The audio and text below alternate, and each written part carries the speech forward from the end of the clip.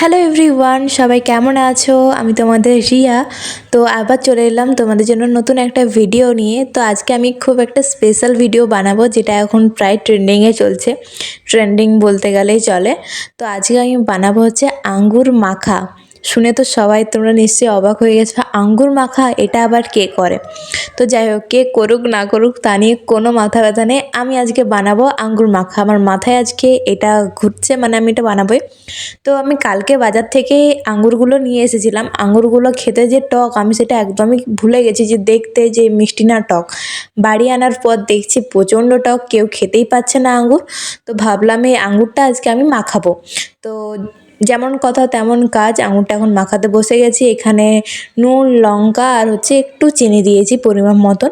তারপরে এটা ভালো করে কেটে কেটে মাখিয়ে নিয়েছি। তো চলো খেয়ে দেখা যাক কীরকম হয়েছে।